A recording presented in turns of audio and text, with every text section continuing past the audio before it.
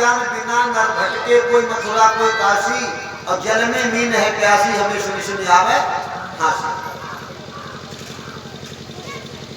अब इसका असली अर्थ क्या है?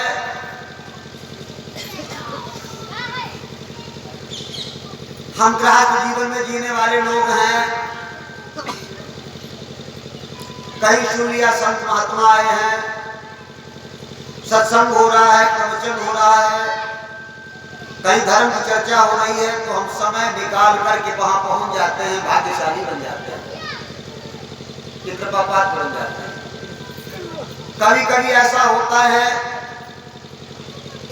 सत्संग पाने के लिए, परमात्मा को पाने के लिए, परमात्मा का भजन करने के लिए हम घर छोड़ देते हैं, कपड़े रख लेते हैं, परिवार छोड़ देते हैं, खाना पानी सुंदर छोड़ देते हैं, अच्छा पहनना छोड़ देते हैं, बालों में तेल डालना छोड़ देते हैं, दाढ़ी बनाना छोड़ देते हैं, रूप के कुरूप हो जाते हैं, इसी बात में घूमने लगते हैं, मानो वो जल में पहुंच गए, फिर भी उनका मन बुद्धि फिर जाता है, वो इधर उधर भटकते रहते हैं, इधर उधर के काम में लग जाते हैं, और वो सत्संग और भक्ति नहीं कर पाते।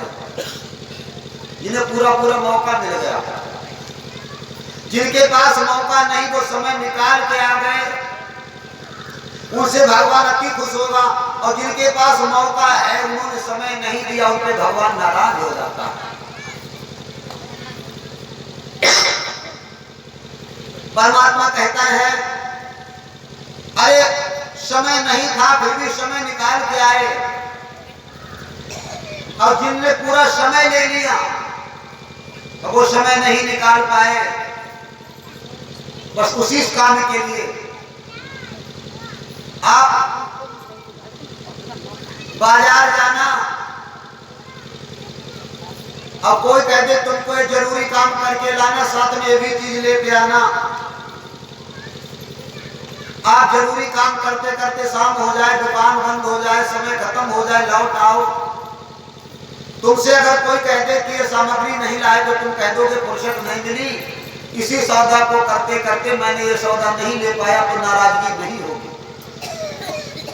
और आप इसी काम के लिए भेज दिए गए, पर तुमको यही सौदा करके लाना, तुम्हें कुछ नहीं करना है, केवल एक ही काम के लिए गए, और आप वहां पर मौज करते रहे, टहलते रहे, समय बर्बाद कर दिया, वापस चले आए, वो काम करके नहीं आए, तो भेजने वाला बहुत नाराज होगा कि तुम गलत हो, तुमने समय का दुरुपयोग किया। इसी प्रकार से कहा गया आत्म ज्ञान बिना न भटके कोई मथुरा कोई काशी, जल में मीन है प्यासी हमें सुनी सुनी आवे हासी। आए संतो, आए गृहस्थो, आए हम सब, इसका असली यही अर्थ है कि हम नाना प्रकार के काम काजों में फंसे रहते हैं, ग्रह कारज नाना जंजाला फंसे रहते हैं, फिर भी समय निकाल के अगर थोड़ा थोड़ा हमने मालिक का काम कर लिया, उतने में मालिक खुश हो जाएगा। और जिन्होंने सारे कामों को त्याग कर दिया, पत्नी से मतलब नहीं, बेटा से मतलब नहीं, भाई से मतलब नहीं, खेती से मतलब नहीं, गाय भैंस से मतलब नहीं, केवल इसी काम के लिए बैठ गए, और वो ये काम नहीं कर पाए तो उनको तो बहुत बड़ी सजा मिलेगी, उनके तो छोटे नहीं हो सकती। आज 5वां 6ठा दिवस है, कल आखिरी दिवस है। ये सत्संग जो है उद्धारक सत्संग है, मोक्ष कारक सत्संग है, इसमें आत्मा परमात्मा का मिलन होता है। लोगों, ये वो सत्संग है जैसे कोई व्यक्ति जाता है मेला या बाजार, वहां कुछ सौदा खरीदता है, कुछ खाने पीने की सामग्री खरीदता है, एक सामग्री ऐसी खरीदता है वो तुरंत मेले में लेकर ही खा लेता है, बाजार में लेकर तुरंत ही खा लेता है, अब कोई मतलब नहीं। कुछ सामग्री ऐसी खरीदता है जिसे अपने घर ले जाऊंगा, घर पे खाऊंगा। कुछ सामग्री ऐसी खरीदता है हमारे सालों साल काम आएगी, लेके आते नहीं आते, गृहस्थ जीवन में परिवार सालों साल काम आएगी। भले अगली साल दोबारा मेला बाजार लगेगी, लेकिन सामग्री हमने ऐसे कई मेला गुजर जाएंगे, फिर भी मेरी लाई हुई चीज काम में आती रहे, ऐसे भी खरीद लेते हैं। इसी प्रकार जितने सौदा हैं वो सब ऐसे मेला के अंदर है। ये मेला है, ये संसार एक मेला है, इसमें नाना प्रकार की सामग्री बिक रही है, लेकिन तुम लोग कौन सी सामग्री खरीदते हो? बस मेला में ले ली, मेला में खत्म कर दी। लेकिन परमात्मा की भक्ति, परमात्मा का भजन, संत महात्माओं का ज्ञान,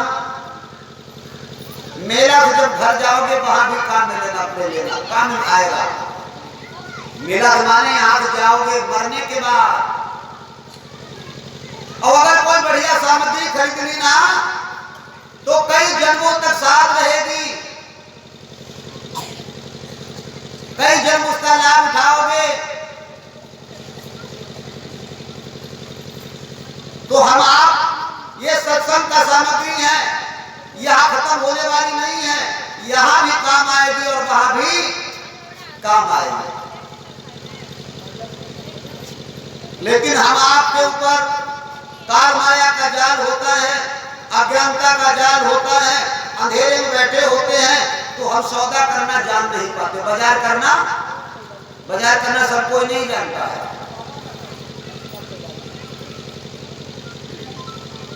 जब दया हो जाती तो सौदा करने जान जाते हैं। सौदा तो हम आप करते हैं। कौन सा सौदा करते हैं? एक बार अकबर बादशाह ने अपने दरबार में ढिढोरा पिटवा दिया कि देखे मेरे बड़े बड़े ज्ञानी बैठे हैं, बड़े बड़े विद्वान बैठे हैं, इनका परीक्षण करो। तो उन्होंने क्या कहा? उन्होंने रुपए निकाले, 3 रुपए, 3 मुद्रा दिए और मंच पे बैठकर अपने सिंहासन बैठ कह दिया, इतने लोग बैठे हैं, उनमें से कुछ लोग ऐसे निकल के आए, हम 3 रुपए का सौदा मंगवाएंगे। अगर मैंने जो बताया वही सौदा लेके आ गए तो 1-1 लाख रुपए इनाम दिया जाएगा। अच्छा, अब 1-1 लाख के चक्कर में वहां पर 20 लोग उठ के खड़े हो गए, लाओ 3 रुपये हम कहा जाता सौदा लाएंगे कि 1-1 लाख रुपए मिल जाएगा। जब 20 लोग खड़े हो गए और अगर यहाँ कह दिया जाए कि 3 रुपए का सौदा लाना, हम जो बतावे देव लाइक देव तुम्हें, हम शाम को 500 को नोट दी तो जितनी जनता बैठी सब हाथ फैला दिया, हम ले जाएंगे।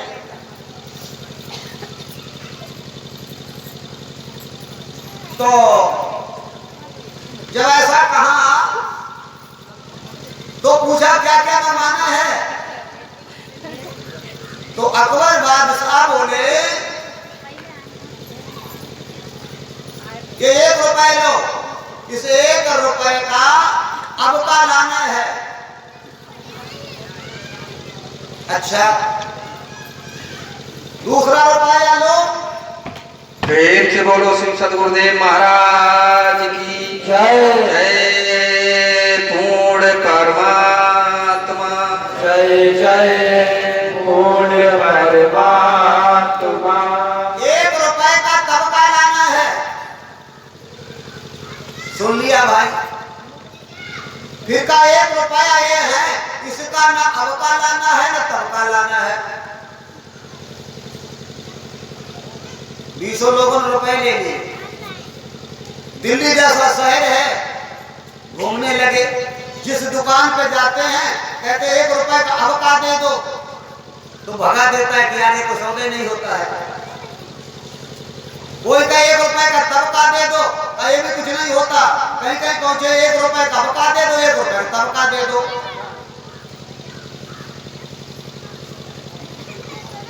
लो, पूरी बाजार घूमते रहे, 1 रुपए कोई अब का मांगे, कोई तब का मांगे, रुपए भाग जा जो का है तो में बेचो ना। कहा 1 रुपया अब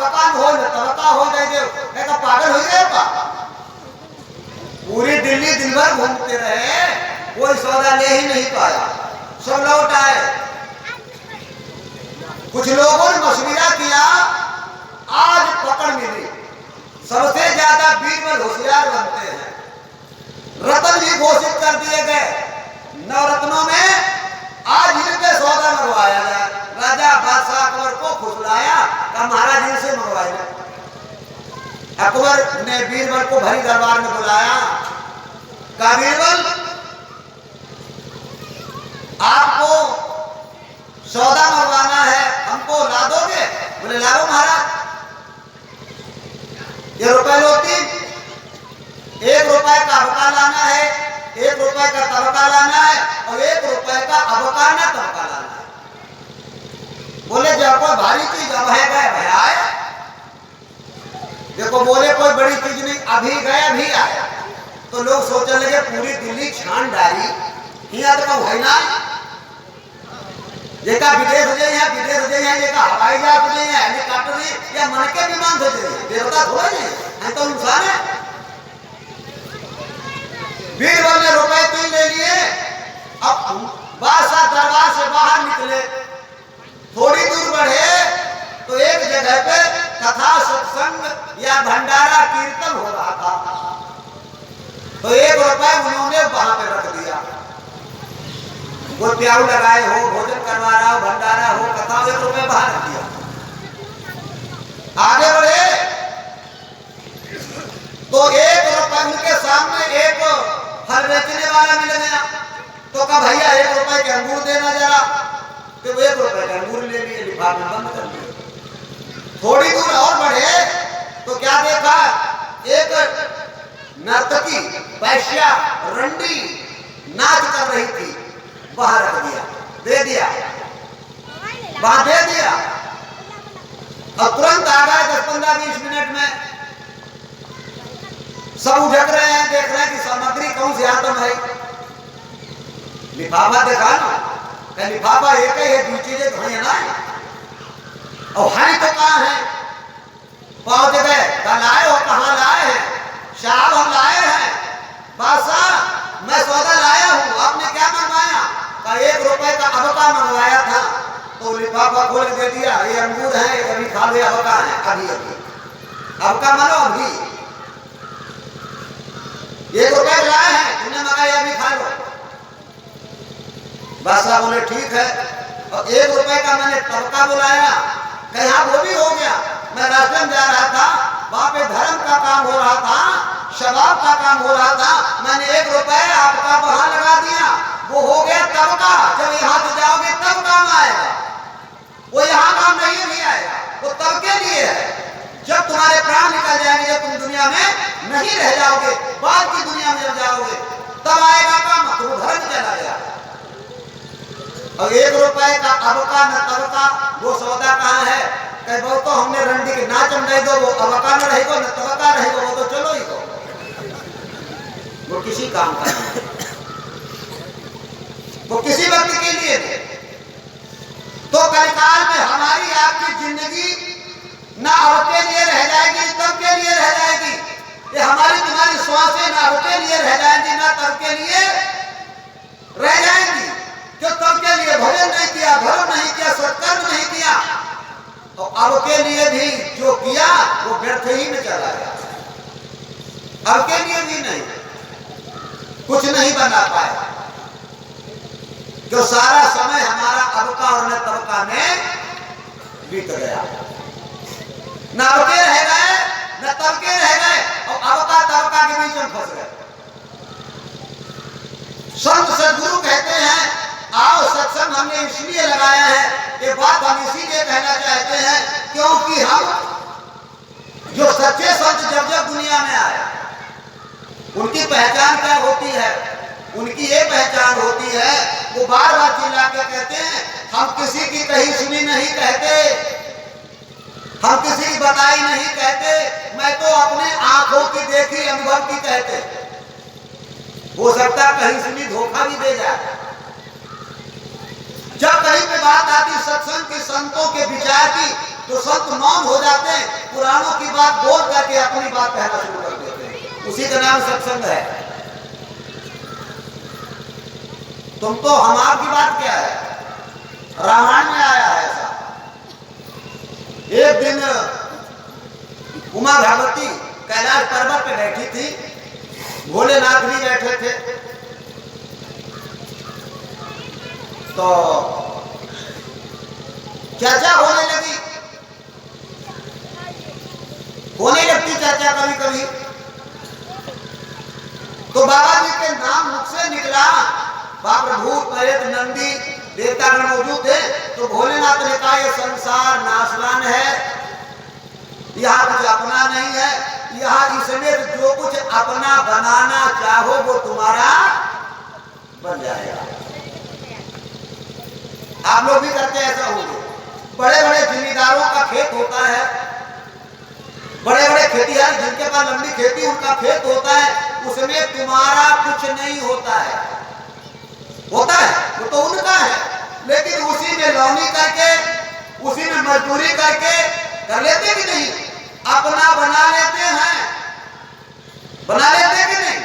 और फिर उसी में मेरा, भले पूरा जब से बोया गया, जब तक कटा नहीं तब तक तुम कह सकते इसमें भैया मेरा न, ये मेरी खेती है न मेरा कुछ है, लेकिन उसमें से सीला लौनी बटाई जब करते हो तो तुम्हारी उसमें से निकल आती है, तो तुम्हारी हो जाती है।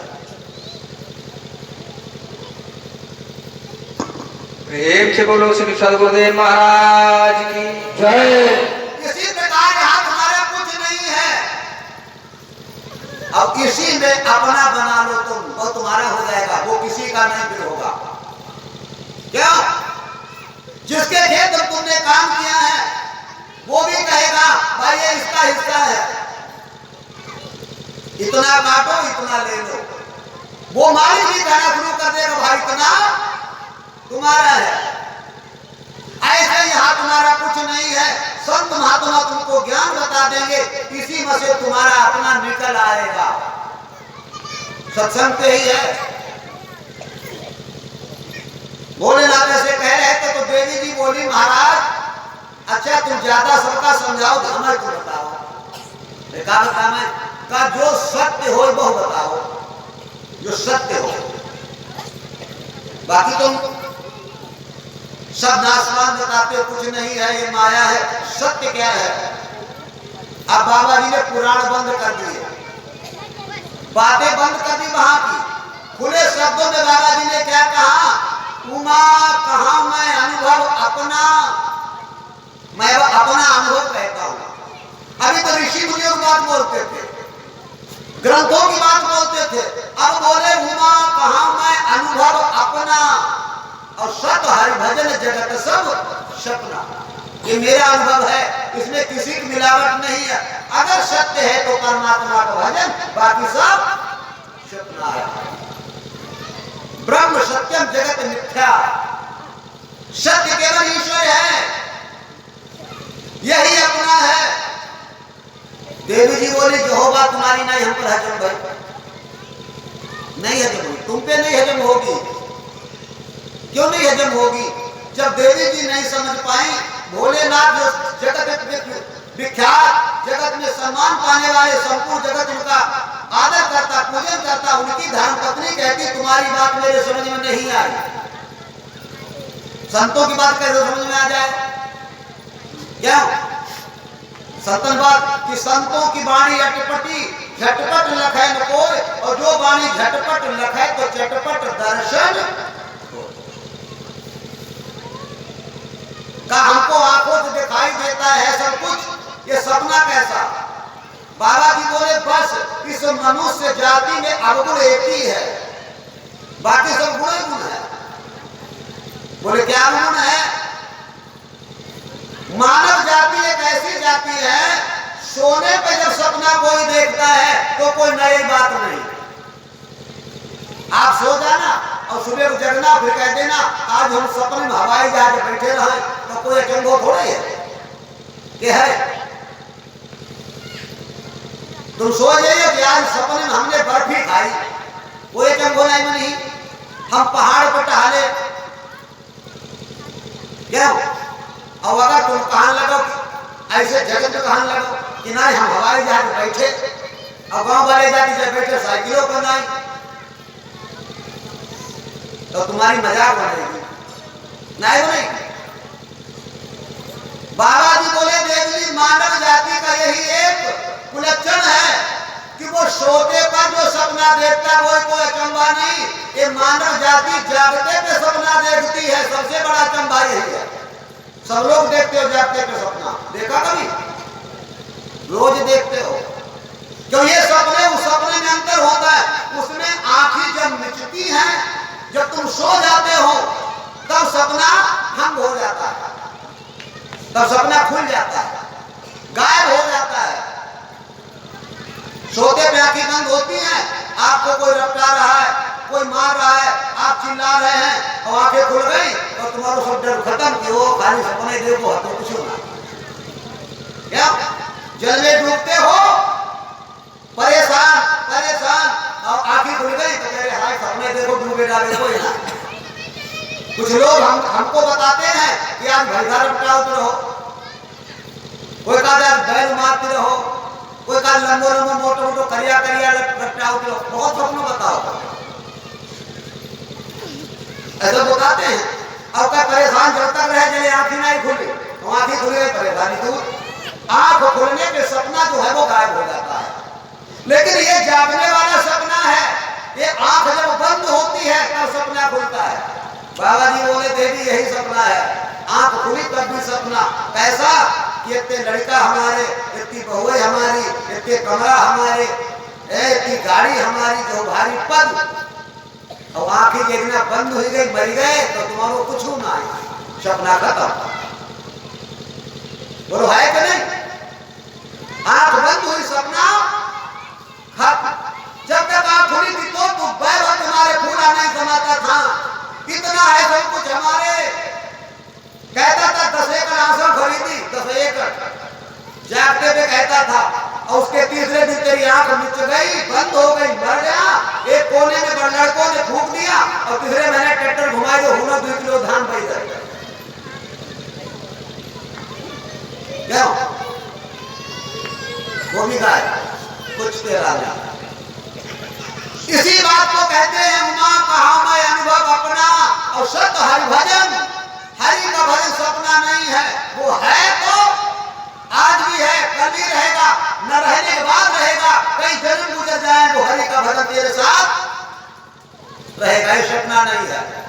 आज संगत है ऐसी कि जिसमें, आज संगत है ऐसी कि जिसमें भक्त भगवान आकर मिलेंगे। आज संगत है ऐसी कि जिसमें भक्त भगवान दोनों मिलेंगे। जो कली में ही मुरझा गए थे, जो कली में ही मुरझा गए थे, फूल चंद फूल वो भी खिलेंगे। आज संगत है ऐसी कि जिसमें भक्त भगवान दोनों मिलेंगे। बैठिए सहज आसन लगाकर, दृष्टि त्रिकुटी पे मन को जमा कर। बैठिए सहज आसन लगाकर, दृष्टि त्रिकुटी पे मन को जमा कर।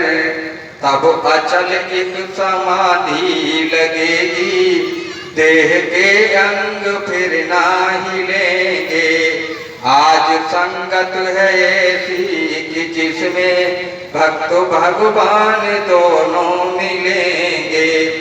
बंद हृदय के पट को उघारो, चक्र सृष्टि स्वयं ही बिगारो। बंद हृदय के पट को उघारो, हर चक्र सृष्टि स्वयं ही बिगारो। छूट जाओगे आवागमन से, छूट जाओगे आवागमन से। कोड़ा यम फिर न लेकर मिलेंगे। आज संगत है ऐसी कि जिसमें भक्त भगवान दोनों मिलेंगे। क्या हुआ आगे क्या होने वाला, शोक तज दे कहे मुरली वाला। क्या हुआ आगे क्या होने वाला, शोक तज दे कहे मुरली वाला, सत्य अर्जुन है एक आत्मा तू, सत्य अर्जुन है एक आत्मा तू, ज्ञान गुदरी गुरु जी सिलेंगे। आज संगत है ऐसी कि जिसमें भक्त भगवान दोनों मिलेंगे। फूल चंद जन्म लेने से पहले अरे 1,84 योनियों में टहले। फूल चंद जन्म लेने से पहले 1,84 योनियों में टहले। शांति देव अब लगा लो शरण में, शांति देव अब लगा लो शरण में, क्षण भी रह के न हमसे चिलेंगे। आज संगत है ऐसी कि जिसमें भक्त भगवान दोनों मिलेंगे। आज संगत है ऐसी कि जिसमें अरे भक्त भगवान दोनों मिलेंगे। जो गली में ही मुरझा गए थे फूल चंद फूल वो भी खिलेंगे। आज संगत है ऐसी कि जिसमें भक्त भगवान दोनों मिलेंगे। सद्गुरुदेव महाराज की जय। अभी आपको बताया गया कि केवल सत्य ईश्वर का भजन है। अब बात यहाँ पे आई, भजन हम करेंगे कैसे? ये तो सिद्ध हो गया कि सत्य ईश्वर का भजन है, भजन हम करेंगे कैसे? जैसे पता लगा, हमको मालूम हो जाता मेरा भोजन अन्न है, तो वे भी पैदा होगा, दिमाग में आना चाहिए अन्न पैदा कैसे होगा। कल मैं बता रहा था सत्संग में, काल का भोजन रूह है, ये कल मैं बोल रहा था, काल का भोजन रूह है। तो काल ने अपने 3 पुत्रों को, 3 लोगों को रूह का बीज ला के दिया खेती करने के लिए। जो जिस चीज की जरूरत होती है उस चीज को पैदा भी तो करना पड़ेगा, उसका साधन। तो तीनों लोगों ने रूहों की खेती करना चालू कर दिया, 84 लाख तरीके की फसल बना दी। जल में रहने वाली फसल, थल पे रहने वाली फसल, गगन में रहने वाली फसल, अंडज पिंडज ऊष्मज उबिधज। अंडज फसल कहते हैं जो अंडा से उत्पन्न हो, वो अंडज फसल होती है। जो पिंड से उत्पन्न होता है वो पिंड कहते हैं। कहा जाता है जिनके कान नहीं होते हैं वो अंडज होते हैं, जिनके कान होते हैं वो पिंडज होते हैं। ऊष्मज गर्मी से उत्पन्न होना, जूली खटमल मच्छर ऊष्मज, गिजाई उबिधज। आसमान और पृथ्वी के बीच के घर्षण से जो उत्पन्न होता है, जैसे धरती फूल निकल पड़ता है, कटरुआ निकल पड़ता है, कुकुरमुत्ता हो जाता है। पहाड़ भी उसी प्रकार, पहाड़ में पत्थर का जन्म होता है ऊष्मज, वो उबिधज। 4 प्रकार की प्रकार से 84 के बीज हैं, बना के तैयार कर दी। कल मैं बता रहा था, कल आप जो लोग आए थे उन्होंने सुना। एक ने बोले का काम लिया ब्रह्मा जी ने, विष्णु जी ने फसल को रक्षा का काम लिया, और शंकर जी ने खेती को काटने का काम लिया। एक फसल बोता है, दूसरा फसल संभालता है, तीसरा फसल काटता है, और रूह का निकाल करके भोजन और काल के हाथ में पहुंचाता है। एक क्षण में 1.25 लाख रूहों को पहुंचाने का कार्य है। एक क्षण में 1.25 लाख। काल ने कभी ऐसा भी कहा था, अगर मुझे गुस्सा आ गया, क्रोध आ गया, कोप आ गया, तो मैं एक क्षण में करोड़ों खा सकता हूं। हाँ, ये गीता में लिखा है। गीता में भगवान कृष्ण ने कहा है कि इस समय मैं कालों का काल महाकाल हूं।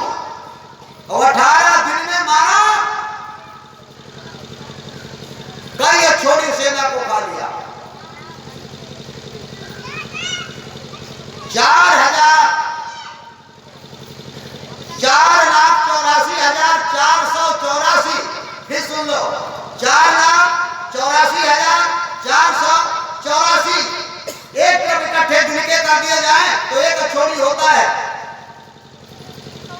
तब एक अछोड़ी होता है। कितने आदमी एक तरफ कर दिए एक अछोड़ी, और एक तरफ 18 अछोड़ी है। ये एक तरफ का बता रहा हूं, और दोनों तरफ की गिनती कितनी होगी, और 18 दिन में खाली। मैं कालों को काल महाकाल हूं, मैं इसमें क्रोध में हूं, इसमें मेरे भोजन भूख का कोई ठिकाना नहीं है। बस तो एक क्षण में 1.25 लाख मेरा भोजन है। मैंने आपको ये भी बताया, काल जब दयाल पुरुष के पास गया, अनामी लोग गया, जिस समय वो रूहों का बीज मांग के लाया लौटाने के लिए, लेकिन काल ने यहां से बीज दिए ही नहीं। आप किसी की साइकिल मांग के ले जाओ, समझा दे दी और कहते गाड़े का जो भिड़का हुई है, उसने वही किया, बीजों को नहीं लौटाया। तब दयाल का अवतार हुआ। जब दयाल का अवतार हुआ, उसी दयाल पुरुष का नाम सद्गुरु रखा। आगे अवतार लेकर उसने सबके बीच बात रखी, अब बाद में वही श्रेष्ठ निकला, क्यों? वो सबसे ऊपर के लोगों से उतरा, उससे बड़ा कोई है ही नहीं। कबीर साहब कहते हैं, 7 दीप नवखंड में पुरुषे बड़ा न कोई, करता करे तो ना भयो गुरु कहाई सो। उससे बड़ा कोई नहीं है। वो आया, अवतार हो गया उसका। आने के बाद में जब उसने कहा तो कहा ये मेरा भोजन है, अब इन जीवों को, और का जीव लाया तो मैं था यहाँ, मैं यहाँ लाया, अब ये जीव अपनी मर्जी से यहाँ फंस गए, ये जाना ही नहीं चाहते। यही हमारा तुम्हारा हुआ। बहुत ऐसे केस हो जाते हैं, किसी की लड़की को कोई जबरिया उठा ले गया, तब तो लड़की माँ बाप के घर आना चाहती है, और धीरे धीरे 1-2 साल उसने वही बारात करनी, वही बच्चे वगैरह हो गए, और बाद में जो परिवार छोड़ के घरे चलो तो लड़की का तो हम ही नहीं रहेंगे। अब हमारा परिवार यही हो गया है कि नहीं? अरे कैसे हो जाते कि नहीं? यही हाल हमारा तुम्हारा हुआ। जब आए तो वहां से तो तुम जबरिया लाए गए, अब यहाँ से वहां कोई जाना ही नहीं चाहता। और जाने की बात बताओ तो नाराज हो, का तो लटका झटका फांसन वाली बात बताओ, ले जाने वाली बात ना बताओ। अब तुम यहाँ से वहां जाने वाली बात नहीं ध्यान से सुनते, और यहाँ फंसने वाली, यहाँ अटकने वाली बात ज्यादा। यहाँ से वहां जाने वाला भोजन नहीं खाते, यहाँ रहो 84 में रहो, उसका भोजन करते हो। सारे कारनामे तुम्हारे यही रहने हो गए, वहां जाने के कोई कारनामे। काल ने कह दिया मैं लाया तो था, लेकिन अब ये जाना ही नहीं चाहते, आपकी मर्जी हो तो इनको ले जाओ, ये जाना ही नहीं चाहते, यही सत्य है। अब यहाँ से कोई बिल्ला जाना चाहता, बाकी कोई जाना ही नहीं चाहता, कोई जाना नहीं चाहता। बस क्या कह दिया, अगर तुमको कोई परेशानी यहाँ हो जाए और कोई कह दे तुम्हारा उद्धार हो जाएगा, तो क्या कहा, पहले परेशानी दूर कर दे, उद्धार हुई कि ना हुई बात की बात। उद्धार चाहिए ना, पहले यहाँ परेशानी हमारी दूर कर दो। अब मिल जाएगा ना, बात में देखो। अगर यही बात हरिश्चंद्र कह देते अपने गुरुदेव वशिष्ठ महाराज से, राजन महाराज पहले मेरी यहाँ की परेशानी दूर कर दो, स्वर्ग मिले या नहीं मिले, तो शायद हरिश्चंद्र का नाम दुनिया में नहीं होगा। यही ध्रुव कह देते, यही प्रहलाद कह देते, यही बड़े बड़े जिनके इतिहास में पुराण लिखे हैं, वो सब कह देते पहले मेरी यहाँ के दुख दूर कर दो, वहां भोगा देखा जाएगा। तो आज उनके पुराण यहाँ नहीं सुनाए जाते, या सुनाए जाते? उन्होंने कहा यहाँ कितना भी दुख हो जाए, संकट हो जाए, इससे मुझे कोई लेना देना नहीं, क्योंकि नाशवान संसार में दुख भी नाशवान है और सुख भी नाशवान, क्यों न तेरे साथ सदा सुख रहेगा और न सदा दुख रहेगा। जिनके पास सुख है उनके पास सदा सुख भी नहीं रहेगा, एक दिन छिन जाएगा, याद रखो। और जिनके पास दुख है तो सदा दुख भी नहीं रहेगा, कभी तो सुख जरूर, लेकिन वो चीज मिलना बहुत मुश्किल है। ये तो अपने आप दुख सुख आएगा, जैसे दिन रात आता जाता। भाई बहनों, अवतार वो अवतार हुआ। पहली तो बात, आप लोगों को धर्म के ठेकेदारों ने, इन पोथी पुथन्ना पढ़ने वालों ने असली ज्ञान जाना नहीं, भजन किया नहीं, योग किया नहीं, बस कही सुनी जो उन्होंने कहते भाई हम कहन लगे, पता नहीं है कैसो करना है। जो कहा देखो भय हम कहन लगे, जो उन्हें दूसरे कहा देखो भय। कथा की होती है, एक दूसरे ने बताई, उन्होंने बताई, उन्होंने आ जाओ महाराज, आ जाओ, इधर भाग गया। लेकिन असलियत और कुछ है, उसका भेद और कुछ है। जिसने देखा है वो बताएगा, जिसने अनुभव किया वो बताएगा। आज हमारे यहाँ पर जो व्यवस्था बनी वो कैसी बनी, एक हमें याद आ गई, बताऊं फिर आगे बात बताऊंगा। एक शहर में एक महात्मा जी रहते थे। निकल आओ कटल साहब। सदगुरुदेव महाराज की जय। बोलो संत भगवान की जय।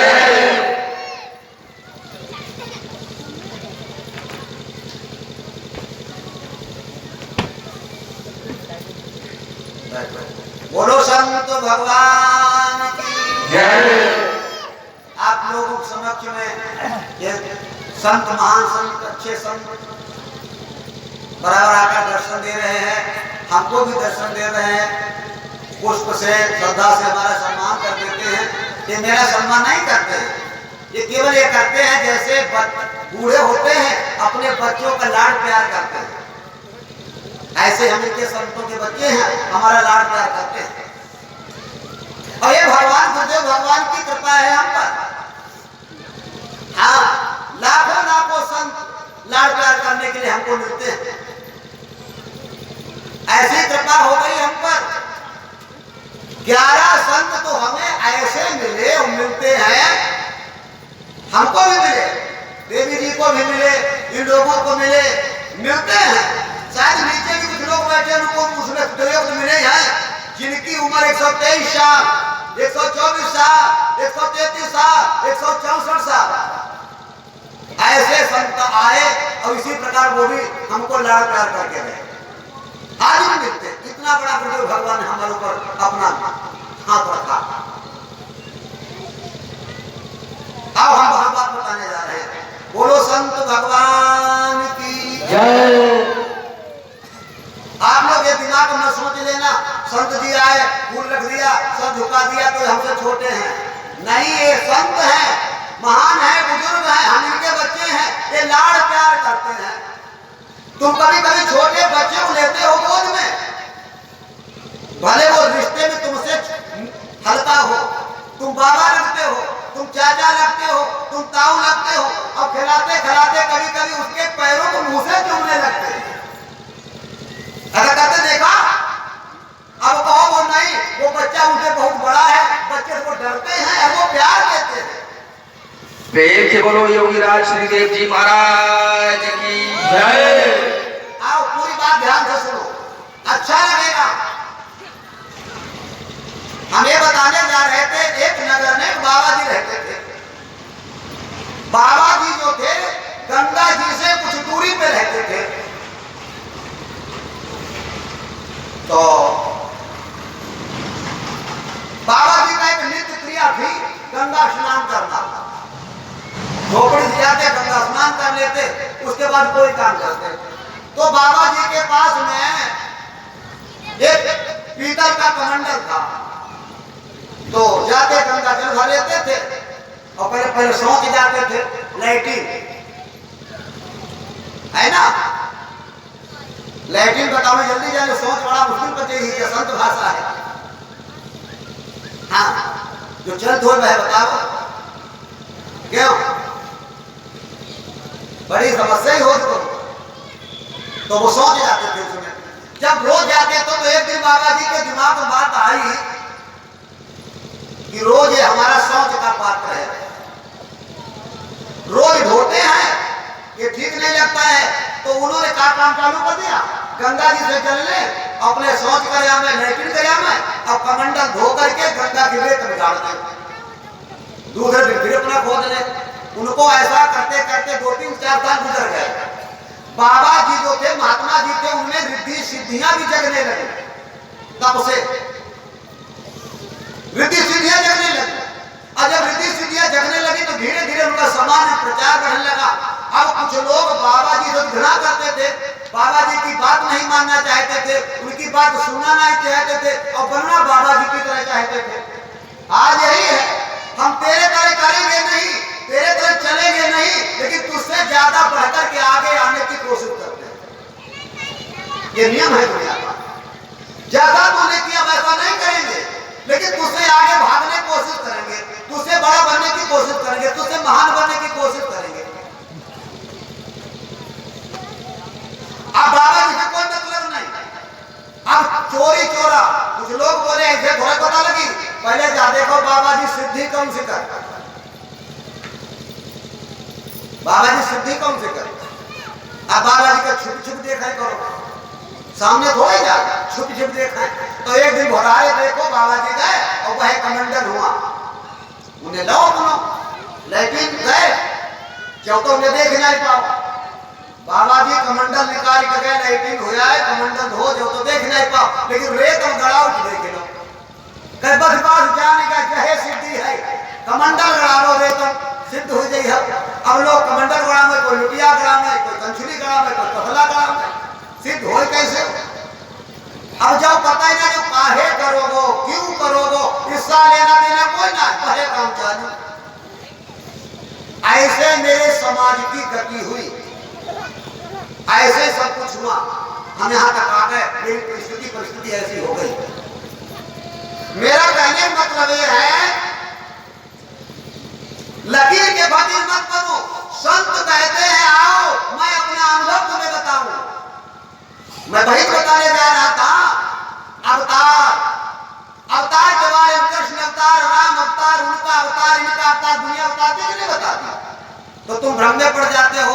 अगर तुम्हारे बीच में अवतार आ जाए तो तुम्हारे में पहचानने की क्षमता नहीं रह जाएगी। तुम सोचो तुझे जब ऊपर से गिरा जाए तो अवतार, अब ऊपर देखो कोई गिर ही कैसे। अभी मैंने बताया सदगुरु का अवतार हुआ, सदगुरु का अवतार कैसे होता है, महान पुरुषों का अवतार कैसा होता है, और हमारे आपके बीच में होते रहे अवतार, हो रहे हैं। अवतार किसे कहते हैं? अगर तुम्हारे दिमाग में कथावाचकों के द्वारा पुराण पढ़ने वाले, सुनाने वालों समझ में आ गई अवतार विष्णु को हुआ था, राम को हुआ था, कृष्ण को हुआ था, और फिर कभी अवतार होगा, तो कभी अवतार हो नहीं जान पाओगे हुआ कि नहीं हुआ। अवतार की पहचान होती है, हम तुमको आज पहचान नहीं बताएंगे, फिर सत्संग आगे भी सुनाएंगे। एक गांव में, बीच गांव में कुआं था, बहुत बड़ा गहरा, पानी था नहीं, सूखा हुआ, और पूरे गांव में सब अंधा हो गए। मानो सबकी आखिरी रोशनी चली गई, जो निकले जो घूमे सोए कुआं बंद दे, गिर पड़े या कोई ठक दे, कुआं गिरे जाएंगे। पूरा गांव कुएं में गिर गया, किसी के गिराने पे या वो गिर गया। अब सब अंधे सब कुआं में पड़े। उसी तरफ से एक ऐसा व्यक्ति निकला जो अंधा नहीं था, उसने आवाज सुनी तो हुआ तो दूसरे कुआं में पड़े, भारी कुआं हो वो, कोई चिचियाए चिल्लाए, तो उसने देखो जो तो कुआं में गिर पड़े हैं, इनकी आंखें नहीं है, जो कुआं में गिरे हैं। अब वो व्यक्ति कैसा था, वो कुएं में घुसना और निकलना दोनों जानता था, कुएं में घुसना भी जानता था और निकलना भी जानता था। तो उसने सोचा इन अंधों को कुआं से निकाल दे। तो पहले तो धीरे धीरे घुसा, अगर थोड़ी दूर रह गई तो वो कूद पड़ा। जब कूद पड़ा तो अंधा ने देखो भक्त बहुत कटो हो गए, ले जेव गिरे आए। अंधा बोले ले जेव गिरे आए। अब बताओ गिरो है कि वो उतरो है? वो तो कुएं में उनको निकालने के लिए उतरा, बाकी हम कुएं में गिरे। कि उसको घुसना और निकलना दोनों पता है, कि उसी कुएं में जाएगा नहीं तब तक निकाल के बाहर लाएगा कैसे? बोलो उतरा है कि गिरा है? ऐसे ही ये भवसागर एक कुआं है। काल के द्वारा सृष्टि चक्र के माया जाल रचने वाले के द्वारा इस भवसागर के जाल में हम आप गिर गए, गिराए गए।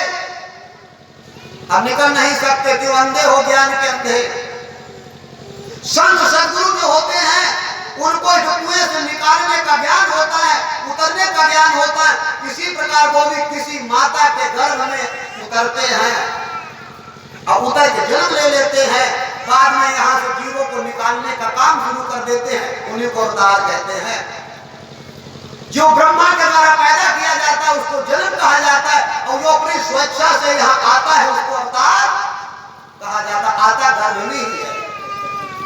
अगर गर्भ में नहीं आएगा तो तुमसे मिलेगा कैसे? तुम्हारे बीच रहेगा कैसे? बस अंतर इतना है, तुमको नहीं पता है वो गिरा है, जैसे अंधों को नहीं पता है उतरा है कि गिरा है। वो कांडे जेव गिर पड़े आए, लेकिन वो उतारने के लिए उस कुएं में घुसा है। ऐसे ही गर्भ में महान आत्माएं अपने आप उतरती हैं, किसी की इच्छा से नहीं, स्वेच्छा से। तभी तो रामायण लिखा है, जा दिनते हरि गर्भ आए। भगवान राम के लिए लिखा है, जा दिनते हरि गर्भ आए, नित नव मंगल मोद बधाए। वो अपने आप आए, हम आप अपने आप नहीं आए होंगे, आप लाए गए होंगे, है नहीं? और अपने आप जा भी नहीं सकते, क्यों? घुसना भी नहीं मालूम और निकलना भी नहीं मालूम। महान आत्माओं को यहाँ आना भी पता है और जाना भी। जैसे आपने महाभारत सुना होगा, भीष्म पितामह को यहाँ रहते रहते यहाँ से जाना पता हो गया था, और उन्होंने कह दिया था मेरी इच्छा मृत्यु है, मेरी जब इच्छा होगी तब मैं जाऊंगा। ये कदम सुना कि नहीं? मेरी इच्छा होगी तब जाऊंगा। इसके मतलब इसी का नाम है अपनी इच्छा से जाना। वैसे वहां से आना भी पता लग जाए, जो आएगा जाएगा उसी को अवतार कहते हैं। उसके काम से पहचान होती है, निकालने वाला है, यही तो डुबाने वाला। कुछ लोग ऐसे भी यहीं आ जाते हैं, प्रवचन भी करने लगते हैं, सुनाने भी लगते हैं, नाम उनका है निकालने वालों का, वो और उस कुआं में तुमको घुतियाओं वाले हैं, जल्दी तुम भी मर जाओ। भीड़ भी लगाएंगे, नाच हो कूद हो भीड़ लगाओ, और तुम्हें वही कुआं और घुतिया दे, जल्दी दो। और संत महात्मा निकालने के काम में लगे रहते हैं, जल्दी निकल जाओ, पार हो जाओ, डूबो नहीं, उद्धार हो जाए। सदगुरु का अवतार हो गया। इसके मतलब सदगुरु का उतरना हो गया, आना हो गया। जब उतार हो गया तो उन्होंने अपनी बात रखी, तो काल ने ही कह दिया मैं लाया तो था आपसे रूहों को मांगकर, अरे रूही अपनी मर्जी से आप फंसी है, जाना नहीं जाए। हम आप कैसे फंसे पता है तुमको? कभी कभी ऊपर रहने वाला मेंढक देखे होंगे आपने, कूद के कुआं में गिर जाता है, अब वो वहां महीना खड़ रहा तो अपने कुआं को घर समझने लगा, और तुम उसे निकाल कुआं से बाहर करो, फिर वो कड़ा बदो हो गिर दिया, फिर निकालो फिर वो हम गिर दिया, वो कुआं से बाहर जाने नहीं चाहे। ऐसे ही भवसागर रूपी कुआं में ये जीवात्मा रूपी मेंढक आकर के रहकर यहाँ बसेरा समझ लिया, अब यहाँ से जाना ही नहीं चाहता, इसी में गिरना चाहता है, इसलिए संतों की बात सुनना समझना नहीं चाहता है।